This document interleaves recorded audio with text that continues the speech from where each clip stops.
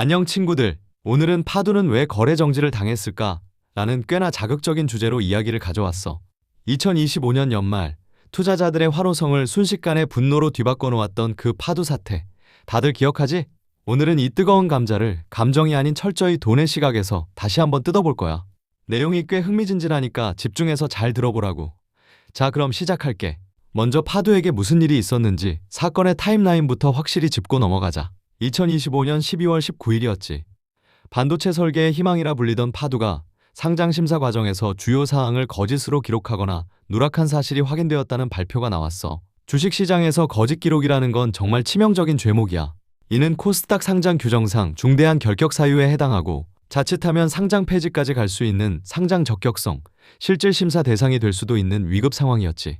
거래소는 즉시 파두의 주식 거래를 정지시켰어. 그리고 이 회사를 진짜 심사대에 올려야 할지 아니면 단순 경고로 끝낼지 판단하는 기간을 가졌어. 사유 발생일인 12월 19일부터 15영업일, 즉 2026년 1월 13일까지가 그 운명의 시간이었지.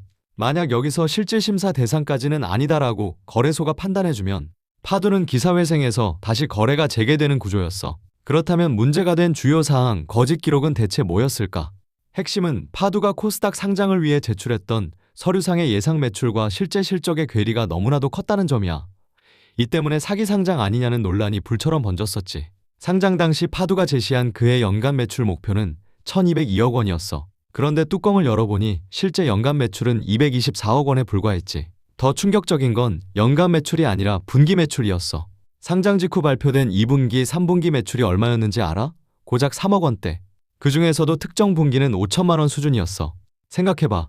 시가총액 1.5조 원의 가치를 인정받고 화려하게 데뷔한 기업이 동네 편의점보다 못한 분기 매출 5천만 원을 찍었다? 누가 봐도 이거 사기 아니야? 라는 말이 나올 수밖에 없는 상황이었지.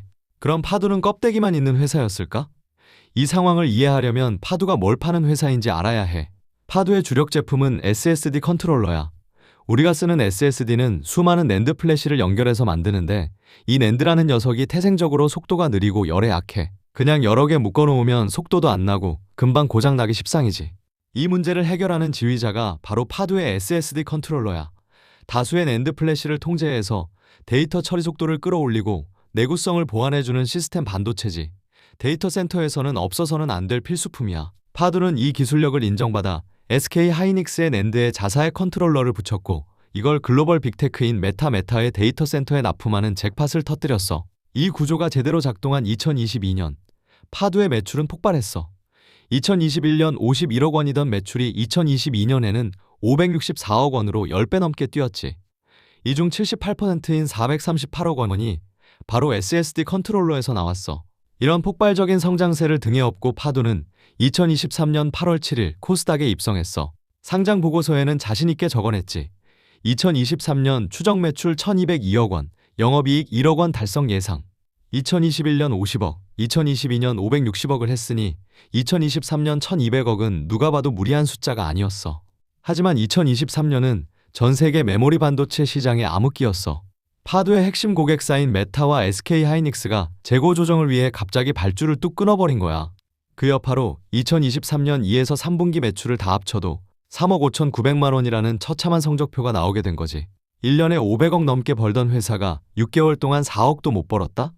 주가는 곤두박질 쳤고 시장은 경영진이 이 매출 절벽을 미리 알고도 숨기고 상장한 것 아니냐며 거세게 항의했어. 검찰은 2022년 말부터 발주 중단 신호가 있었는데 보고서에 이를 제대로 반영하지 않았다고 공격했고 파두는 고의적인 허위 기재는 없었다, 예측 실패였을 뿐이라고 맞섰지. 파두의 기술력 자체는 진짜였어. SK 하이닉스가 자신들이 확보한 귀한 TSMC 생산 라인 권리를 파두에게 양보하면서까지 물량을 챙겨주려 했을 정도니까. 그리고 지금 흐름이 다시 바뀌었어.